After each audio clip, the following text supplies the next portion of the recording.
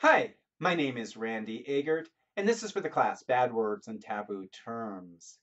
In a previous series of videos, we were looking at the three aspects of meaning: the informative aspect, the emotional aspect, and the social aspect. In that series of videos, we were looking at the three aspects with respect to semantics, that is to say, linguistic meaning.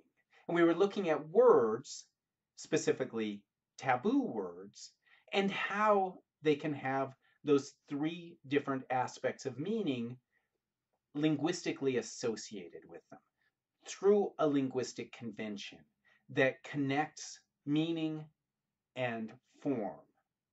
Now, we're going to be looking at these same three aspects of meaning in terms of pragmatics, which is to say, communicated meaning, where we use the tools of language. We use that semantic meaning to communicate something larger. Linguistic meaning always underspecifies communicated meaning. We always say more, we always communicate more than we say. So let me give you some examples. These are taken from a paper written by my graduate advisor, Gerald Sadock. He called these defective speech acts, not because there's anything wrong with them, but the idea is that the best way to see that these three aspects of meaning are independent is to see that there are times when you are only communicating one or two of these aspects and not the third, right? So the idea is that usually when we say something in a context, that we are communicating informatively, socially, and emotionally. But sometimes we're only going to be communicating on one or two of those planes. So you see that ouch is purely emotional. Hi is purely social.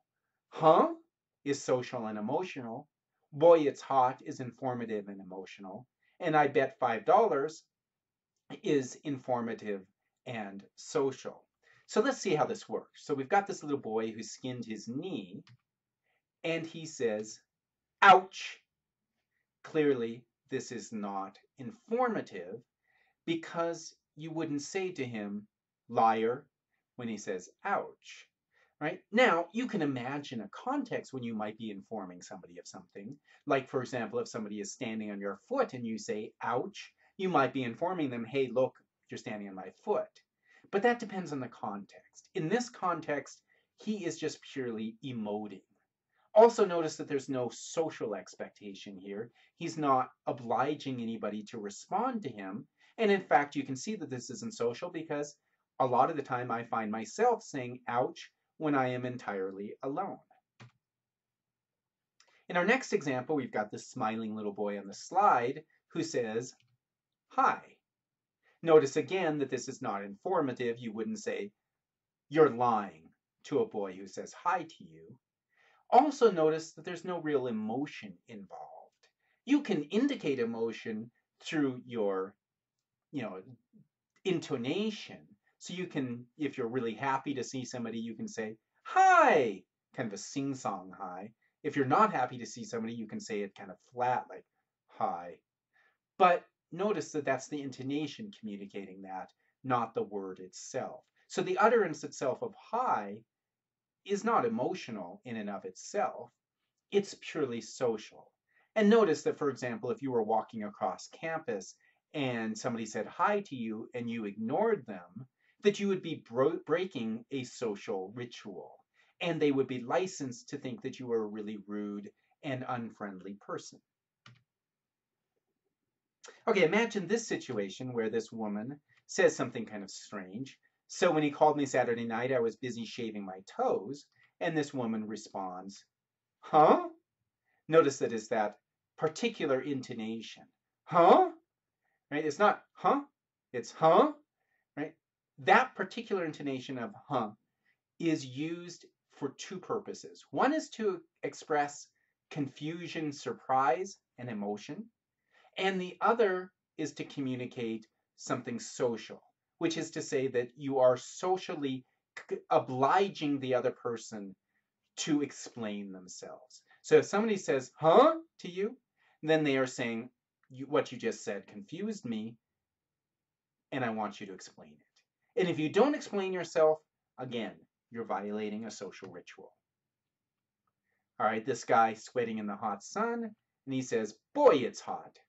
Clearly, there's an informative meaning there. He's making a statement about the temperature, but it's also emotional, right? He's expressing his discomfort, but notice that there's nothing social here.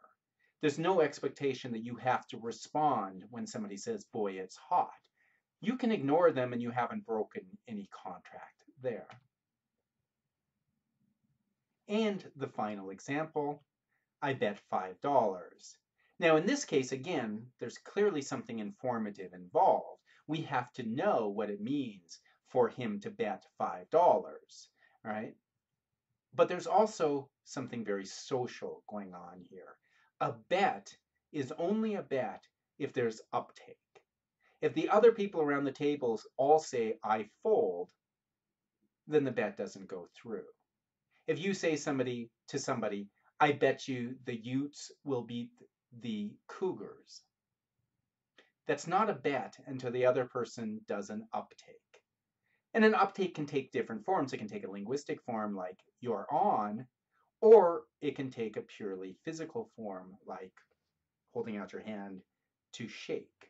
Right? So that's the idea of this, is that we can see the independence of the three aspects by seeing where we have these defective speech acts.